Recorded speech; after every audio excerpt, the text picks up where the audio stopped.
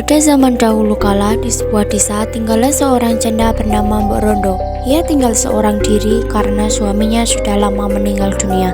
Suatu hari, ia mengangkat seorang anak laki-laki menjadi anaknya. Anak angkatnya diberi nama Jaka Tarub. Jaka Tarub pun tumbuh beranjak dewasa. Jaka Tarub menjadi pemuda tampan, gagah, dan baik hati. Ia juga memiliki kesaktian.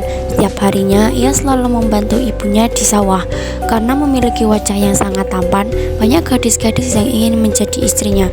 Namun, ia belum ingin menikah. Setiap hari, ibunya menyuruh Jaka Tarub untuk segera menikah. Namun, lagi-lagi ia menolak permintaan ibunya. Suatu hari, Mbok Rondo jatuh sakit dan menghembuskan nafas terakhirnya. Itu membuat Jaka Tarub sangat sedih. Sejak kematian Mbok Rondo, Jaka Tarub sering melamun. Kini sawah ladangnya terbengkalai. Sia-sia aku bekerja, untuk siapa hasilnya? Demikian gumam Jaka Tarub. Suatu malam, Jaka Tarub bermimpi memakan daging rusa. Pada saat itu, ia terbangun dari tidurnya. Ia pun langsung pergi ke hutan dari pagi sampai siang hari. Ia berjalan, namun ia sama sekali tidak menjumpai rusa. Jangankan rusa, kancil pun tidak ada. Suatu ketika, ia melewati telaga itu dan secara tidak sengaja ia melihat para bidadari sedang mandi di sana. Di telaga tampak 7 perempuan cantik tengah bermain-main air, bercanda, bersukaria. Jaka Tarub sangat terkejut melihat kecantikan mereka. Karena Jaka Tarub merasa terpikat oleh 7 bidadari itu, akhirnya ia mengambil salah satu selendangnya.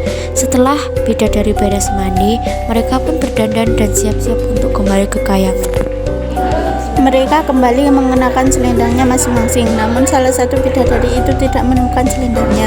Keenam kakaknya turut membantu mencari, namun hingga senja tak ditemukan juga. Karena hari sudah mulai senja, Nawang Wulan ditinggal seorang diri.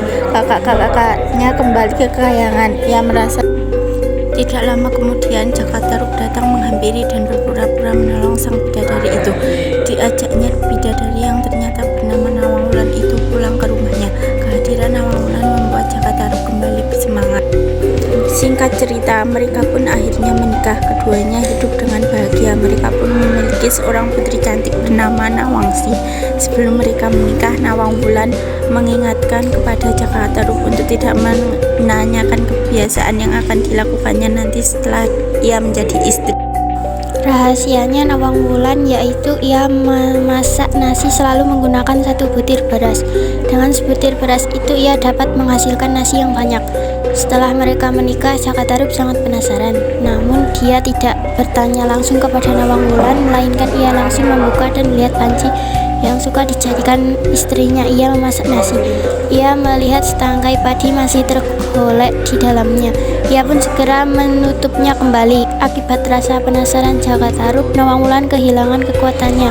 Sejak saat itu Nawang Wulan harus menumbuk dan menanam padi beras untuk dimasak seperti wanita umumnya. Karena tumbukan padinya terus berkurang, suatu waktu Nawang Wulan tanpa sengaja menemukan selendang bidadarinya selip di antara tumbukan padi. Ternyata selendang tersebut ada di lubang gabah yang disembunyikan oleh suaminya. Nawang Wulan pun merasa sangat marah ketika suaminya lah yang mencuri selendangnya. Akhirnya ia memutuskan untuk pergi ke kayangan. Jaka Tarub pun meminta maaf dan memohon kepada istrinya agar tidak pergi lagi ke kayangan. Namun Nawang Wulan sudah bulat tekadnya. Hingga akhirnya ia pergi ke kayangan. Namun ia tetap sekali turun ke bumi untuk menyusui bayinya. Namun dengan satu syarat, Jaka Tarub tidak boleh bersama Nawangsi. Ketika Nawang Wulan menemuinya, biarkan ia seorang diri di dekat telaga. Jaka Tarub menahan kesedihannya dengan sangat. Ia ingin terlihat tegar. Setelah Jaka Tarub menyatakan kesanggupannya untuk tidak bertemu lagi dengan Nawang Wulan, sang bidadari pun terbang meninggalkan dirinya dan Nawangsih. Jaka Tarub hanya sanggup menatap kepergian Nawang Wulan sambil mendekap Nawang Asih. Sungguh kesalahannya tidak termaafkan. Tiada hal lain yang dapat dilakukan saat ini selain merawat Nawang Asih dengan baik.